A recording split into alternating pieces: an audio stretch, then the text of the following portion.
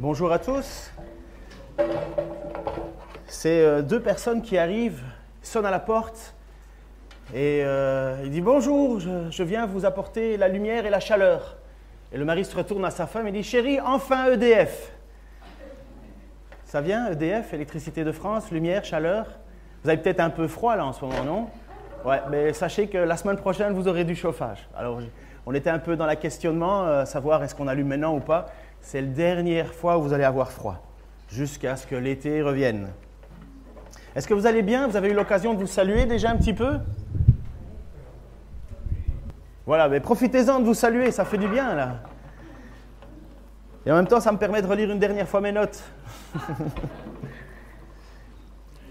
Pourquoi? On est à la 43e étude de l'évangile de Jean. Jamais de ma vie, j'avais fait une série aussi longue. Et il y avait moyen de faire plus long. Et normalement, ça aurait pu s'arrêter ici. Parce que si on lit les commentaires bibliques, on se pose la question au sujet qui nous accompagne, qui nous intéresse ce matin. Les commentateurs se disent, tiens, il y a une première conclusion dans l'évangile de Jean. Chapitre 20, versets 30-31. Quand il dit « Jésus a accompli sous les yeux de ses disciples encore beaucoup d'autres signes miraculeux qui n'ont pas été rapportés dans ce livre, mais ce qui s'y trouve a été écrit pour que vous croyiez que Jésus est le Christ, le Fils de Dieu, et qu'en croyant, vous ayez la vie en son nom. » Beaucoup se sont dit « Voilà, ça c'est la première conclusion. » Enfin, c'est la conclusion.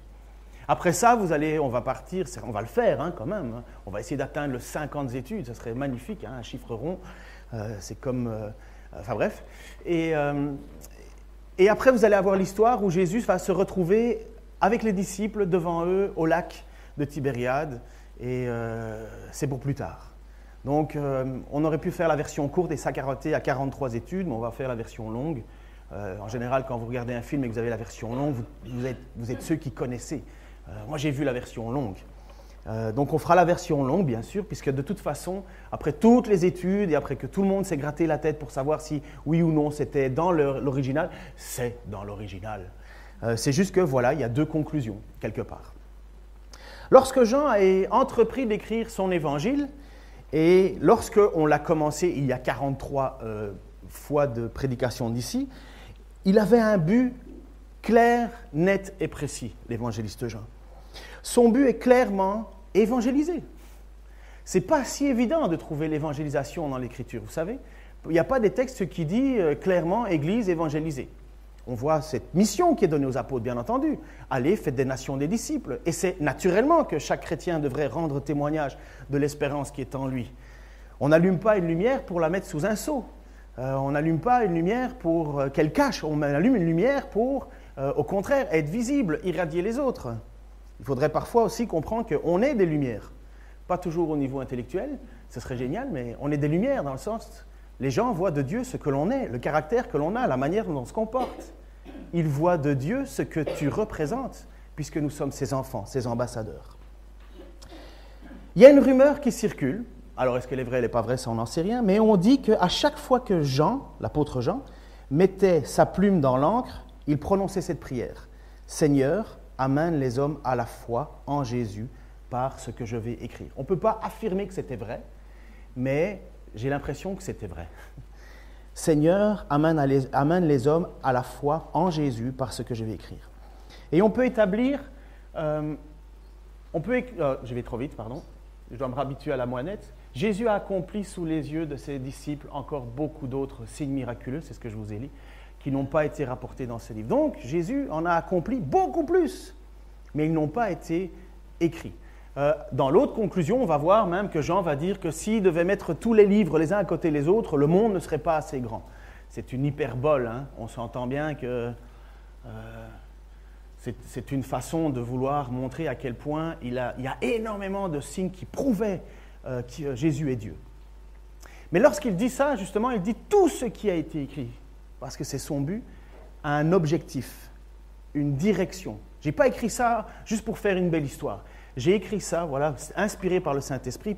Jean dit, j'ai écrit ça dans le but que quoi? Premièrement, Jésus est le Christ, le Fils de Dieu.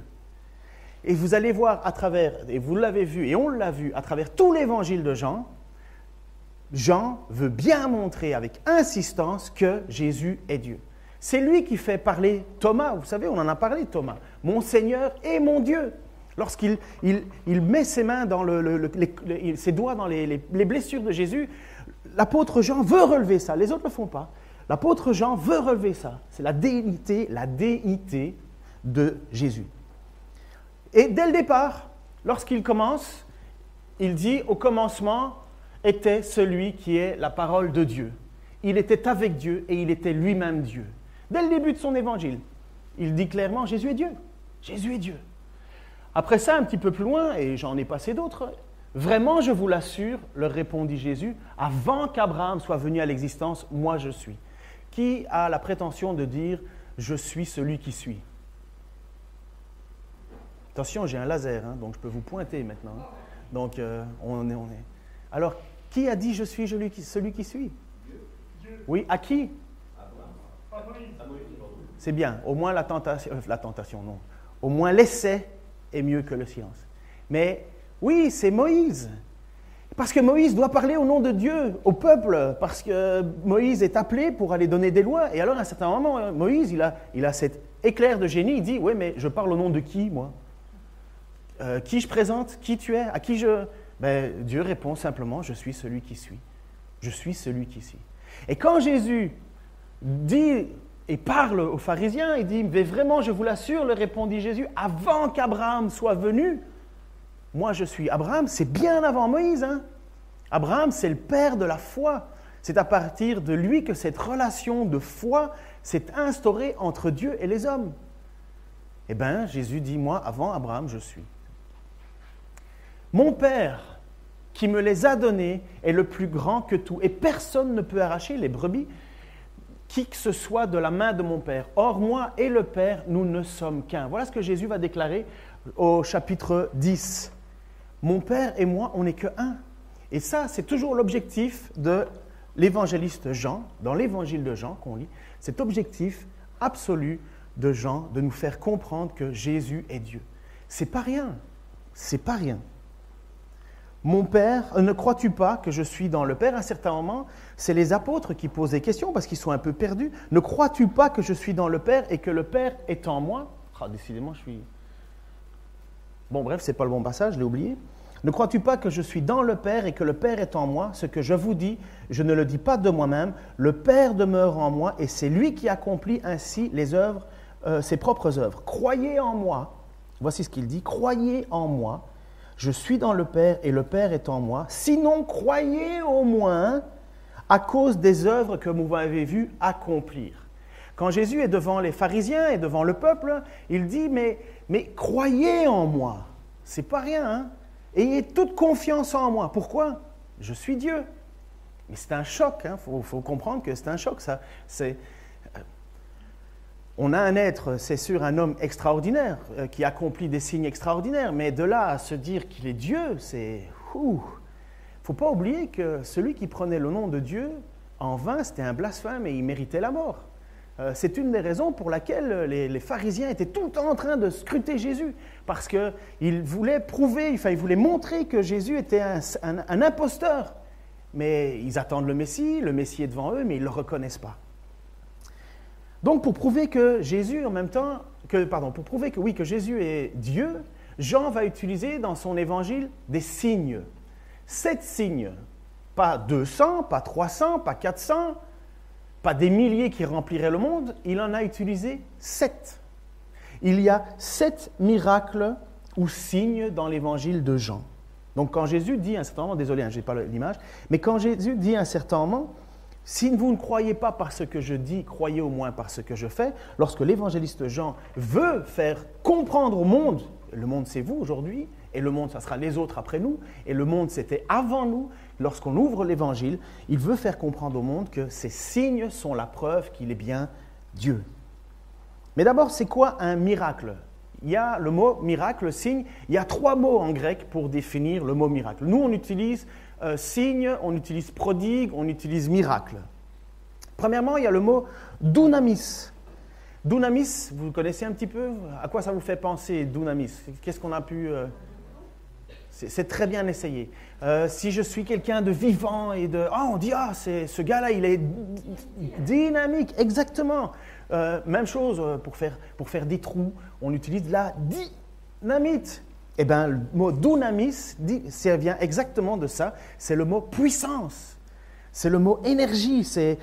Mais c'est traduit d'abord 120 fois par le mot puissance et 22 fois par le mot miracle. Donc, on sait que c'est un événement avec un pouvoir surnaturel. Mais c'est une puissance. Il y eut un moment de stupeur. Ils se disaient tous les uns aux autres, « Quelle est cette parole ?» Ils donnent des ordres aux esprits mauvais avec autorité et dunamis. Et ils sortent. Donc, quand Jésus accomplit des miracles, premièrement, c'est une puissance. Et les gens se rendent compte que Jésus a une puissance. Mais d'où vient cette puissance? Il y a un autre mot qui est teras, qui lui est traduit par prodigue. 16 fois par prodigue et 2 fois par miracle. C'est un événement qui nous épate. OK? Un événement qui nous épate. À un certain moment, et c'est ce qui est passé dans la vie de Paul et Barnabas, dans Actes chapitre 13, néanmoins, Paul et Barnabas prolongèrent leur séjour dans cette ville. Ils parlaient avec assurance, car ils étaient confiants dans le Seigneur, et celui-ci confirmait la vérité du message de sa grâce en leur donnant d'accomplir des... Je n'étais pas bon en grec à l'époque, je ne suis pas meilleur maintenant. Teras, des signes miraculeux et des prodiges. C'est une action qui vient quelque part prouver ce que tu dis. C'est un événement qui nous épate. Ah oui! Ah ouais, c'est... Oui, ça vient comme mettre un supplément à ce que tu viens de dire. Et alors, il y a un troisième mot en grec qui est séméon, signe, traduit par miracle 40 fois et 25 fois par le mot signe. C'est la révélation d'une personne, de son caractère. Je vous fais peut-être un cours de théologie là, mais ça ne fait pas de mal non plus. C'est la révélation d'un caractère. Regardez. Décidément, j'ai mal fait mon PowerPoint, je pense. Ouais, j'ai mal fait mon PowerPoint. C'était tard hier soir, mais c'était bon. C'était bon. Alors, il y a les signes que Jésus a fait, les 7 signes. Premièrement, Jésus a fait le signe qui doit réjouir tous les Bordelais, les Bourguignons et finalement toute la France entière. Jésus a transformé de l'eau en vin. Vous imaginez l'économie de la France si Jésus avait fait l'inverse, s'il avait transformé du vin en eau. Mais qu'est-ce que ça représente finalement, ce signe de l'eau? Mais n'oubliez pas que quand Jésus a utilisé ça, premièrement, on ne parle pas de quelques litres, on parle d'environ 750 litres, grosso modo. Ça faisait la fête à l'époque. Et c'est Jésus qui l'a fait la meilleure, puisque quand on fait ce vin miraculeux, on dit « mais bon sang, quel excellent vin !» Mais quand il fait ça, qu'est-ce qu'il fait? Il utilise des jarres, des immenses jarres d'environ 125 litres, plus ou moins, qui sont en fait utilisés pour le rituel de purification du peuple juif. Et lorsqu'il le transforme en vin, qu'est-ce qu'il fait? Eh bien, il vient montrer que la nouvelle alliance est bien plus joyeuse que l'ancienne. Il vient montrer que la nouvelle alliance est plus fraîche, plus agréable. Parce que le but de transformer l'eau en vin, c'est la fête. Quand Dieu a créé le vin, il l'a créé dans un but. Il l'a permis et le vin est écrit un peu partout. Le but, c'est la joie. Après ça, bien sûr, les bons pensants vont dire « oui, mais c'est aussi l'exagération ». Oui, bien sûr, c'est l'exagération, comme pour tout. Aimer mon épouse, c'est génial. Je peux l'aimer tellement fort que ça en devient emprisonnant même. On appelle ça des amours possessifs. Pour tout, l'exagération. Enfin, elle ne souffre pas de ça encore, vous inquiétez pas. mais pour tout, l'exagération est une mauvaise chose. La modération est une bonne chose. Avec l'alcool, la modération est une bonne chose. Mais le but de l'alcool, c'est de réjouir, c'est de mettre de l'huile, comme de mettre de l'huile. Je prêche sur l'alcool, on dirait. Enfin, pour un bourguignon, c'est pas mal. Mais c'est comme mettre de l'huile sur la face, dit Dieu. Et quand le peuple, à l'époque d'Esdras, retrouve la loi, qu'est-ce que Dieu dit? Le peuple est complètement écrasé, abattu, parce qu'ils ont redécouvert le livre de la loi, ils se sont rendus compte qu'ils étaient pécheurs. Et qu'est-ce que Dieu leur dit par l'intermédiaire d'Esdras? Ne prenez pas une tête triste, faites la fête, allez chercher un bon repas, prenez-vous des bonnes boissons. Ceux qui n'en ont pas, enfin les voisins, les amis qui n'en ont pas, allez leur porter. Faites la fête parce qu'aujourd'hui, c'est un jour de réjouissance. Et l'alcool y est. deuxième miracle, la guérison du fils d'un officier. Cet homme est là et il vient voir Jésus à distance. Son fils n'est pas là. Il vient le voir et il dit « Aie pitié, aie pitié ». Et cet homme est accepté par Jésus, mais à distance. Parce qu'il rentre chez lui, il va voir ses serviteurs et il va dire « Mais à quel moment mon fils a été guéri ?» Et alors les gens vont dire « À telle heure ». Et cet homme dit « Mais c'est exactement au moment où Jésus a dit que mon fils était guéri ». Donc finalement, il nous prouve qu'on n'a pas besoin uniquement de le toucher ou d'être là. On a besoin de mettre sa foi et que sa foi peut porter à distance. Il ne fallait pas aller au temple pour faire un rite ou quoi que ce soit. Il fallait s'adresser à lui directement. La guérison d'un paralytique. Vous vous souvenez, cet homme qui était pendant 28 ou 38 ans, je ne sais plus exactement, mais il y a un 8 dedans, ça je suis sûr, qui était dans la piscine de Bethesda. Et c'était un endroit où tout le monde allait, tous les gens qui voulaient être guéris se jetaient dans la piscine parce qu'à un certain moment, il y avait les traductions ne sont pas évidemment claires. Il dit apparemment un ange venait au-dessus de la piscine et au moment où l'ange venait, l'eau frissonnait et le premier qui se jetait dedans était guéri. Alors, je vous ai expliqué quand on a abordé ce sujet-là que ce passage est un peu compliqué à comprendre, mais il y avait vraiment quelque chose puisque des foules y sont là et puis 38 ans, un gars veut y aller mais il ne peut pas. Et Jésus va voir cette personne et va lui dire « Veux-tu être guéri ?» Ça, c'est la question qui est en général étonnante. Hein. « Veux-tu être guéri ?» C'est comme si tu arrives à l'hôpital, le médecin te regarde avec, je ne sais pas moi, un clou ici, et il te dit « Tu veux être guéri ?» Tu te dis « Mais évidemment que je veux être guéri, c'est pour ça que je suis là. » Et le gars à Bethesda, c'est pour ça qu'il est là, 38 ans de paralysie. Et finalement, Jésus ne fait rien de manière extraordinairement publique. Il dit simplement au gars, prends ta natte et marche, il s'en va. Le type est guéri et on lui demande, mais qui t'a guéri? Il dit, je ne sais pas qui c'est, je ne sais pas qui c'est. Jésus a voulu garder un anonymat. C'est pour ça qu'après ça, il va voir la personne, un peu plus tard, dans le temple, et il dit, oui, tu es guéri. Mais attention de ne pas pécher afin qu'il t'arrive pire. Sous-entendu, la guérison, c'est bien. Le salut, c'est quand même beaucoup mieux. Tu peux être guéri, mais pas sauvé. Tu peux être malade, mais sauvé. Jésus, au fait, à la piscine de Bethesda, il n'en a qu'à guéri un, juste un. Pourtant, vous et moi, on est tout à fait convaincus que Jésus pouvait guérir tout le monde, hein, même à distance, même avant d'arriver. La multiplication des pains. Lorsque Jésus prend combien de pains, combien de poissons? 5 et 2, ouais, vous vous souvenez, vous avez certainement à l'école du dimanche fait des petits dessins. Pas moi. 5 pains, 2 poissons, et il met les apôtres en difficulté. Il dit, voilà, il y a 5000 personnes ici, allez chercher à manger. Les apôtres disent, mais comment on va faire pour aller chercher à manger? Premièrement, on n'a pas d'argent. Et deuxièmement, les villes, ils ne pourront pas fournir. Imaginez-vous, à un certain moment, vous êtes là, vous allez chez votre boulanger et vous dites, écoutez, bonjour, j'aurais besoin de 10 000 pains, s'il vous plaît. Votre boulanger, il va être super content, mais quand vous lui dire, et c'est pour quand? Tu le dis tout de suite, maintenant, là, parce que le soleil va se coucher, il faut que je... Vous comprenez, les apôtres, ils se disent, mais comment on fait? Mais Jésus, à ce moment-là, a tout ce discours étonnant, parce qu'à partir du moment où il y a la multiplication des pains, qui va se passer 2 fois d'ailleurs, je ne sais pas si vous vous souvenez, une première fois d'un côté du lac, une deuxième fois de l'autre côté du lac, à un certain moment, Jésus reprend assez sévèrement le peuple en disant, vous n'êtes pas ici parce que... Vous êtes ici, en fait, juste pour une chose, parce que vous avez mangé et parce que vous avez vu un miracle, mais vous n'êtes pas ici parce que vous êtes apparemment soucieux de ce que j'ai à dire. Et c'est là où Jésus va prendre tout son discours sur qui il est. Je suis le pain de vie. C'est moi le pain de vie.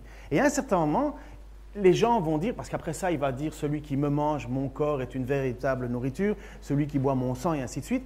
Et là, les personnes sont perdues en disant, mais on va manger son corps. On va le manger, il nous demande du cannibalisme. Sachez que les chrétiens, au tout début, là, quand ils ont été persécutés, ils étaient considérés comme des cannibales. Enfin, une des rumeurs, on disait, oui, ils mangent le corps de leur Seigneur, et on persécutait en disant, ouais, les chrétiens, c'est des cannibales. Mais, à ce moment-là, Jésus va faire ce message en disant, si vous ne me mangez pas, finalement, si vous voulez vous contenter de quelque chose d'extérieur, vous n'êtes pas à la bonne place. Moi, c'est à l'intérieur de vous que je veux être. C'est en vous que je veux être. Si je ne vis pas à l'intérieur et si je ne prends pas la place qui m'est due, je ne suis pas votre sauveur. Voilà le message.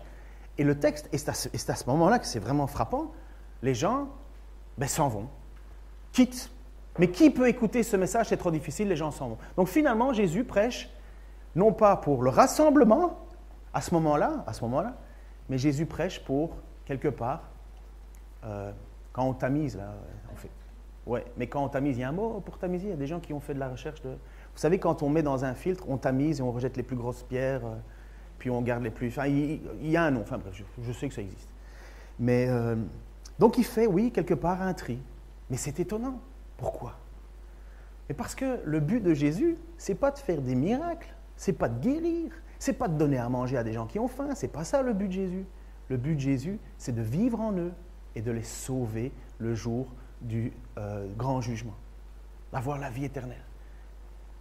Le cinquième miracle, c'est quand Jésus marche sur les eaux. Et ça se passe justement entre ces deux histoires, entre première multiplication des pains, deuxième multiplication des pains. Jésus monte en haut sur une montagne, va prier son Père, et il dit aux apôtres, mais allez déjà de l'autre côté. Et les apôtres le font, et c'est difficile, il y a du vent, il fait noir, et à un certain moment, Jésus arrive, et les apôtres, les disciples sont là dans la barque, et ils ont peur parce qu'ils pensent voir un fantôme. Et c'est là où Pierre, que j'aime beaucoup, je le reconnais, Pierre sort de la barque, alors que les 11 autres sont terrassés quelque part. Pierre, un peu fou, là, il dit, ok, Seigneur, si c'est bien toi, appelle-moi, je viendrai. Et en même temps, c'est pour ça que j'aime beaucoup Pierre, c'est qu'à un certain moment, Pierre, malgré sa passion, il doute. Il est abattu. Et c'est là où le Seigneur prend sa main et montre que le Seigneur ne nous abandonnera jamais et que ce n'est pas par nos propres forces que nous faisons les choses, mais toujours par notre attachement à lui. Mais c'est encore un autre signe que l'évangéliste Jean a décidé de nous faire connaître pour savoir que Jésus est bien Dieu.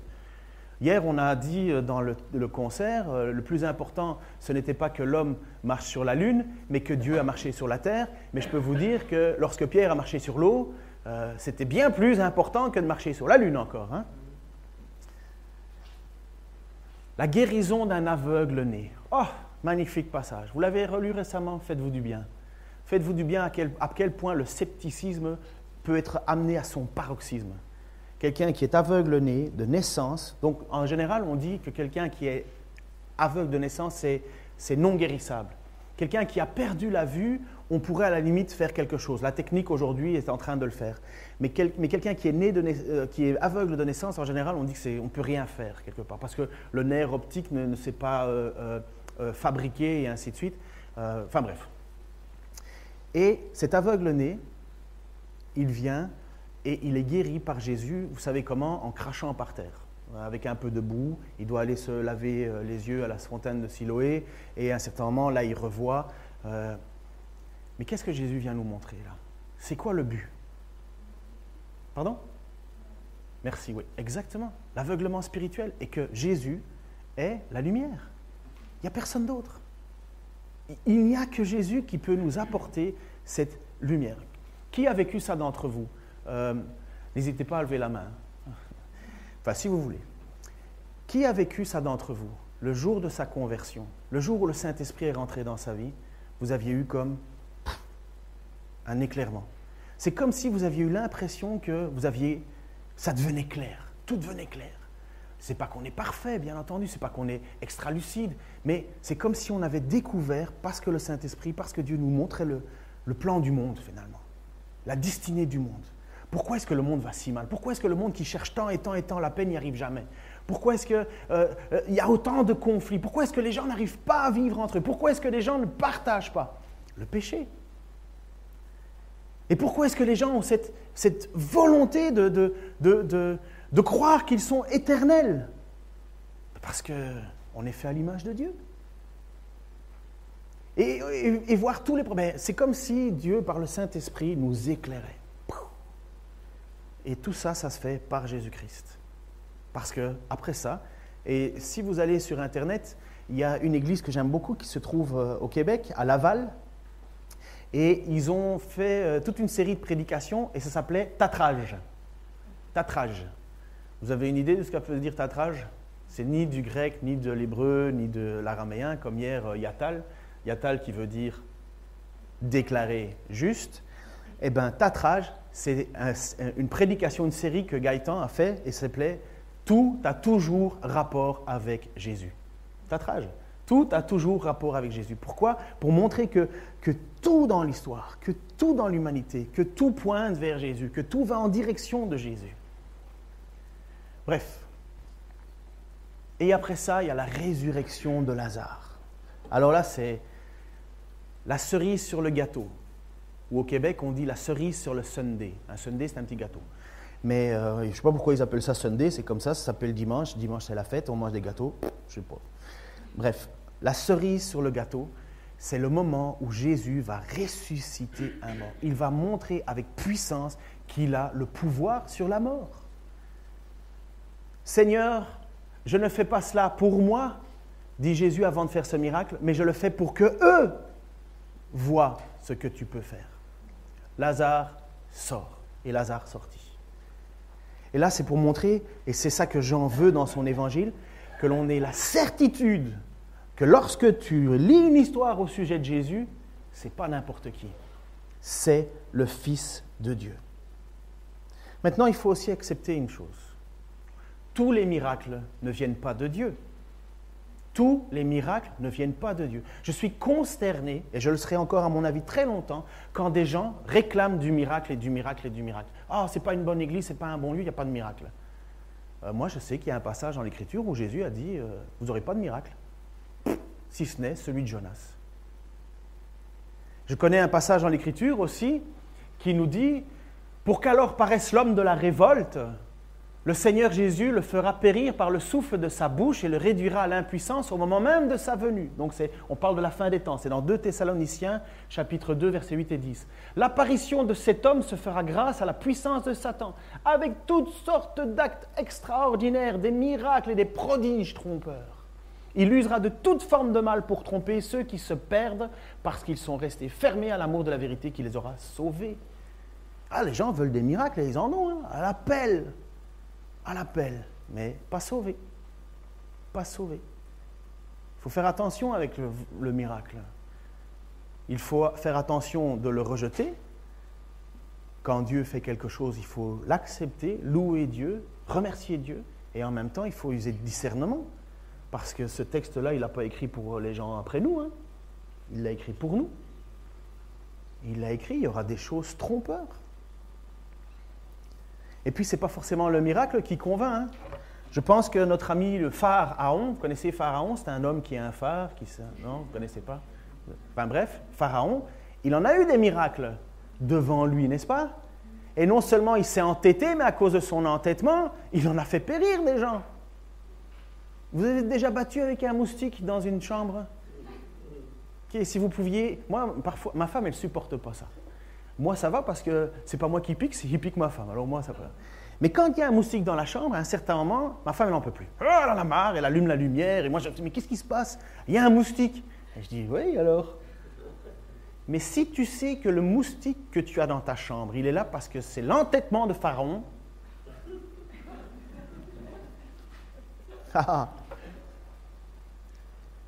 le monde est ouvert à l'intervention divine. Dieu n'a pas décidé d'arrêter d'être présent dans le monde. Dieu n'a pas décidé d'arrêter de bénir.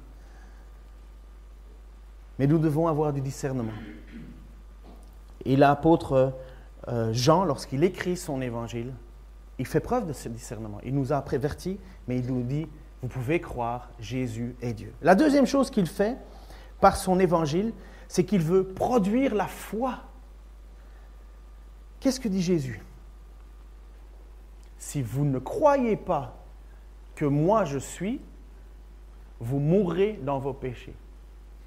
Il va dire, qui croit au Fils a la vie éternelle, là c'est avec Nicodème, qui désobéit ne verra pas la vie, mais la colère de Dieu demeure sur lui. Il y a une chose que vous devez savoir, hein, et peut-être que vous le savez. Ce n'est pas qu'à la fin, Dieu va nous faire « Ah, tu es bon » ou « Ah, tu es méchant, tu es mauvais »,« Ah, tu es sous ma colère » ou « Ah, tu es sous ma bénédiction ». Ce n'est pas que la décision va tomber plus tard. La réalité, c'est qu'on est sous la colère de Dieu. On est rejeté. Mais Dieu fournit Jésus-Christ pour que ceux qui croient en lui mettent foi en disant « Oui, c'est le Fils de Dieu, oui, ça l'est ».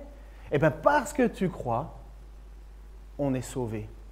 Mais si on ne croit pas, ben on reste dans l'état où on est. On demeure sous la colère de Dieu. On demeure, on reste. C'est pas que, je vais régler ça plus tard. Je verrai ça plus tard. Mais non, plus tard, c'est déjà maintenant. Plus tard, c'est déjà maintenant. Est-ce que tu crois en Jésus? Est-ce que tu as confiance en lui ou tu veux remettre ça plus tard? Je verrai, peut-être qu'il y a encore une chance. Après ça, on invente le purgatoire. C'est facile, ça. Puis non seulement le purgatoire, mais si vous avez des amis riches, c'est tout à votre bénéfice parce qu'on peut alors payer pour vous. On négocie avec Dieu. Combien ça vaut une âme? Enfin bref. Croire, c'est obéir. Croire, c'est obéir. Ça n'existe pas une croyance sans obéissance. Ma femme croit que je suis marié. Mais elle le voit à mon obéissance au mariage.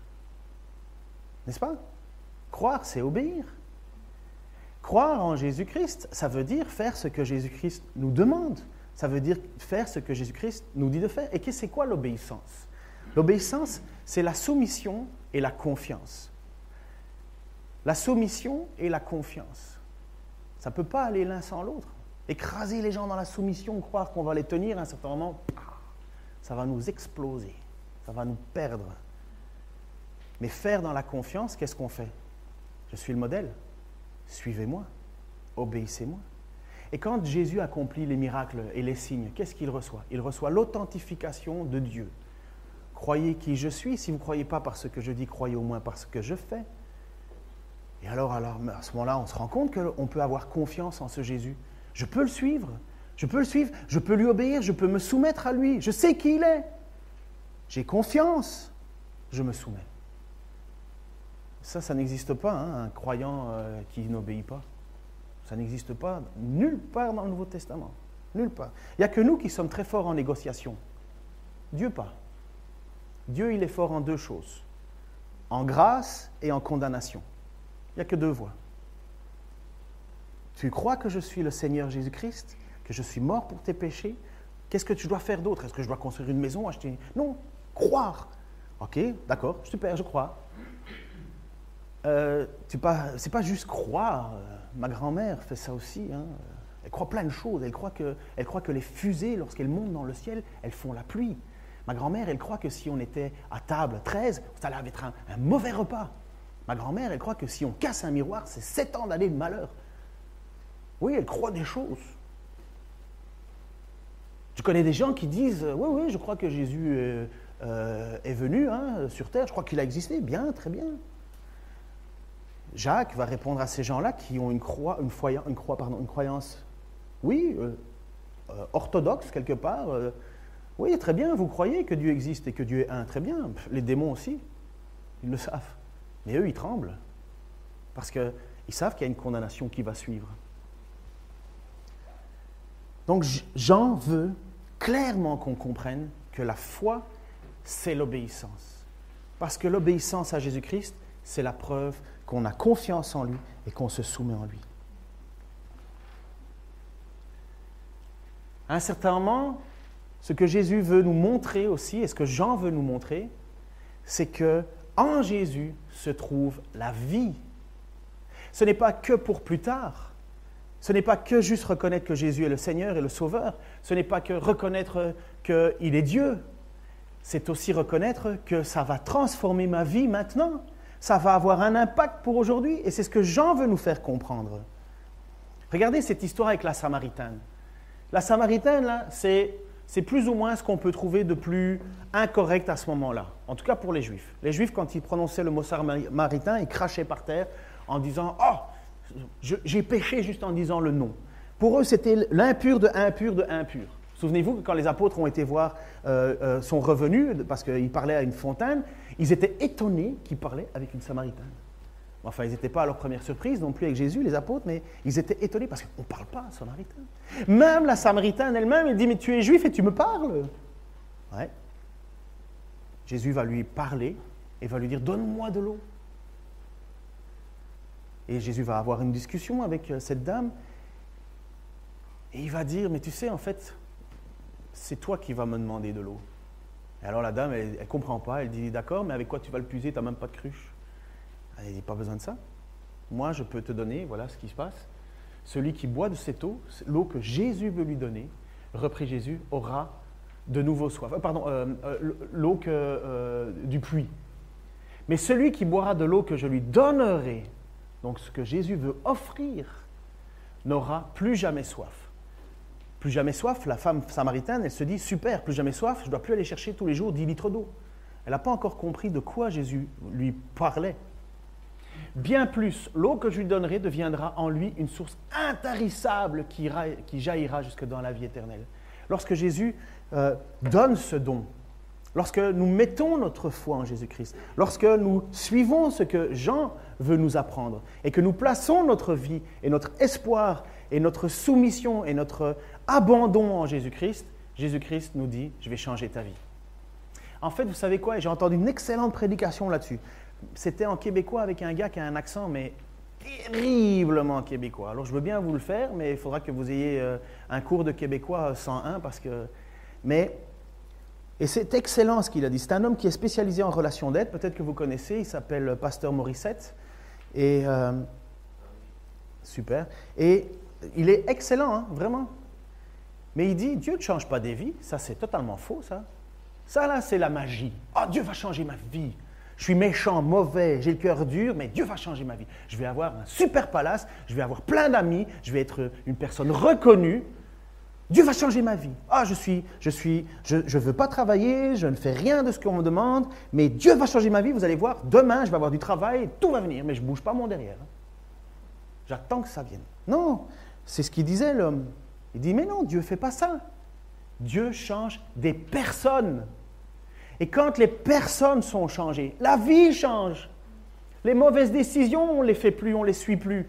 La vie change parce qu'une personne est changée, un cœur est changé, une vision est changée. Bien sûr, Dieu peut changer nos circonstances, mais ce que Dieu veut, ce n'est pas changer nos circonstances. Dieu veut changer nos cœurs. Et voilà, c'est quoi? Quand il parle à cette Samaritaine, elle a déjà été mariée 5 fois. Et la personne avec qui elle est, c'est un concubin. Imaginez-vous une seule seconde. Mettez-vous à cette place. Vous êtes le numéro 6, ok? En tant qu'homme, hein? Mais vous pouvez faire l'inverse avec les femmes. Et les femmes sont encore plus susceptibles. Hein? Donc vous êtes numéro 6. Et cette personne vous regarde dans les yeux avec passion et vous dit, mais je veux faire ma vie avec toi. Je veux donner toute ma vie pour toi. Tu es le plus important de ma vie, numéro 6. Comprenez? Cette dame-là, elle a une vie détruite. Au bout de 5 maris, et le 6e qui n'est pas son mari, enfin, ouais, on peut se dire, ok, elle a peut-être aussi un problème, la madame, là. On peut blâmer les choses, les circonstances, mais à un certain moment, il faut se regarder à soi-même. Là. Et qu'est-ce qu'elle a, cette madame? Eh bien, elle a besoin de changer de vie.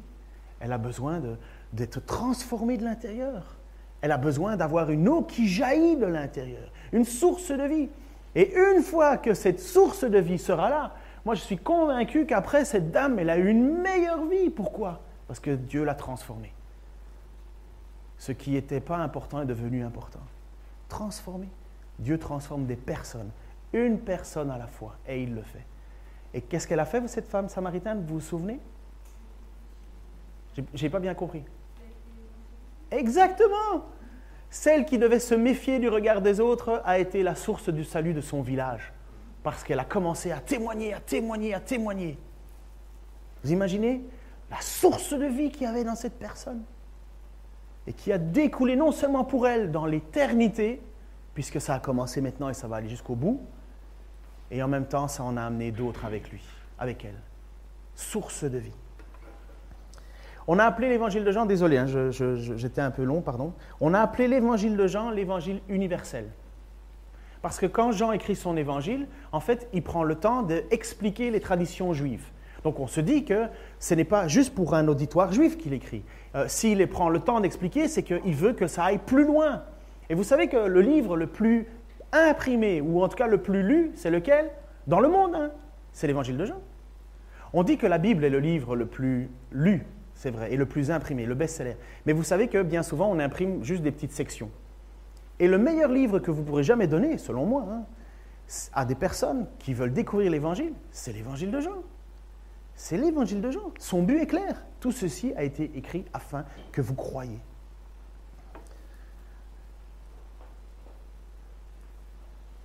Plonger son regard dans l'évangile de Jean, c'est découvrir qui est Dieu. Parce qu'on se pose la question, hein, mais à quoi il ressemble Dieu? Plonger son regard dans l'évangile de Jean, c'est découvrir qui est Dieu, c'est découvrir son message, qu'est-ce que Dieu veut me dire, qu'est-ce qu'il a à me dire. C'est découvrir sa mission, mais qu'est-ce que Dieu est venu faire sur terre? C'est découvrir, finalement, que l'on est placé devant un choix qui est le choix éternel de ta vie. C'est pour ça que quand on distribue des évangiles de Jean, c'est ça qu'on attend. On espère que la personne va le lire et va se rendre compte qu'il est à la croisée des chemins dans sa vie. C'est un moment de destinée. Et la question est assez simple. Crois-tu en Jésus? Et à travers les mots de Jésus lui-même, croyez en moi. Est-ce que vous croyez en moi? J'espère qu'on va pouvoir le lire tout ensemble, le chanter, pour le dernier chant. Est-ce que vous croyez en moi? Jésus qui vous dit ça, est-ce que tu crois vraiment en moi? Est-ce que tu m'obéis vraiment en fonction de ce que tu crois? Est-ce que je suis Dieu pour toi? Est-ce que je suis l'auteur de ton salut? Est-ce que c'est moi qui vais pouvoir te sauver? Est-ce que je suis celui qui nourrit ta vie chaque jour? Est-ce que je suis la source de la fontaine dans ta vie? Jacques va dire quelque chose d'assez dur, très dur même. Pendant tout un temps, ça a été mon épître préférée. Premièrement, parce qu'elle n'avait que 5 chapitres. Ça, c'était soigné par ma fainéantise. Mais après ça, parce que c'était tellement dur. Jacques, c'est le punching ball quand on lit ça. Si tu veux savoir où tu en es dans ta vie avec Dieu, relis un peu l'épître de Jacques, ça remet en question. Boum, boum. Et à un certain moment, voilà ce que l'épître de Jacques va dire. Donc Jacques, dont on pense qu'à 95%, c'est le frère de Jésus. On ne peut pas affirmer à 100%, mais 95%, c'est déjà pas mal. Un président qui a 95%, ou c'est corruption, ou c'est miracle. Il va dire ceci au sujet de cette écriture. Il faut que tu le fasses, Anne, l'image suivante. Débarrassez-vous donc de tout ce qui souille et de tout ce qui reste en vous de méchanceté pour recevoir avec humilité la parole qui a été plantée dans vos cœurs, car elle a le pouvoir de vous sauver. Seulement, ne vous contentez pas de l'écouter, traduisez-la en actes, sans quoi vous vous tromperiez vous-même. En effet, si quelqu'un se contente d'écouter la parole, sans y conformer ses actes, il ressemble à un homme qui, en s'observant dans un miroir, découvre son vrai visage. Après s'être ainsi observé, il s'en va et oublie qui il est. Voici au contraire un homme qui scrute la loi parfaite, qui donne la liberté.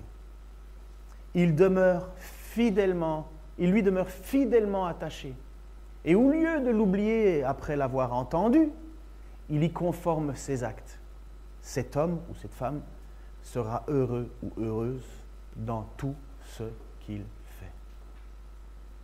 Voilà. Voilà pourquoi Jean a écrit son évangile, même si c'est Jacques qui le dit. Parce que la loi parfaite, la loi qui donne la liberté, c'est les paroles de Jésus, c'est l'enseignement de Jésus. C'est cette loi-là. Voilà pourquoi Jean écrit son évangile. Parce que ça va faire le point dans ta vie. Tu vas le lire, tu vas découvrir qui est Jésus-Christ, tu vas te positionner face à lui. Et si tu prends au sérieux ce qui est dit, et si tu désires de le suivre ardemment, le Seigneur vient dans ta vie. Il prend toute la place. Mais il faut faire du ménage. C'est pour ça qu'il dit, débarrassez-vous de tout ce qui souille et de tout ce qui reste de méchanceté pour recevoir avec humilité la parole. Elle va transformer vos vies. Elle va vous rendre chaque jour un peu meilleur. Moi, j'ai de la difficulté quand je vois des gens qui chaque jour sont un peu plus mauvais. J'ai l'impression qu'il y a comme une résistance à la parole. Parce que le but, c'est de nous rendre chaque jour un peu meilleurs. Oh, on va avoir des difficultés. Parfois, je me dis, pourquoi je ne suis pas né muet? Toutes les paroles qui sont sorties que j'aurais voulu récupérer. Là. Mais bon. Mais chaque jour un peu meilleur. Chaque jour. Je ne vais rien dire d'autre que prier. Seigneur, merci parce que, oui, tu as planté, Seigneur, ta parole dans nos vies, dans mon cœur, dans le cœur de beaucoup de frères et sœurs ici. Et Seigneur, tu n'as pas fini. Seigneur, si tu as utilisé l'évangéliste Jean avec cette mission, Seigneur, de nous faire connaître qui tu es, son but est clair, afin que nous ayons la vie éternelle, la vie avec toi. Seigneur, je te prie, premièrement pour te remercier de ce que tu es venu dans ma vie, Seigneur, de ce que tu m'as touché, ouvert l'esprit, découvert qui tu étais. Je l'ai reconnu, Seigneur, pas directement, c'est vrai, mais tu n'as pas abandonné, tu as travaillé. J'ai lu et tu as ouvert mes yeux, tu as ouvert mon cœur, Seigneur. Aujourd'hui, tu as la première place. Seigneur, pardonne-moi lorsque je ne te la donne pas. Seigneur, je veux t'obéir personnellement chaque jour un peu plus, même quand ça fait mal, même quand ça ne me plaît pas. Seigneur, je serai toujours un obstacle à ton action dans ma vie. Je t'en demande pardon, Seigneur. Et je te prie pour les frères et sœurs ici aussi, pour qu'ils ne soient pas écrasés par le poids de la culpabilité qui ne vient pas de toi, mais qu'ils puissent se remettre en question aussi par le poids de ta parole. Seigneur, je te prie pour que chaque personne puisse découvrir quel Dieu merveilleux tu es, non seulement qui nous assure un salut éternel et immérité, mais qui transforme des personnes, transforme des cœurs, transforme des vies. Seigneur, s'il te plaît, continue à le faire et que l'on puisse être témoin de ta grâce parmi nous encore, Seigneur. Juste pour ta gloire, Seigneur Jésus. Juste pour ta gloire. Amen.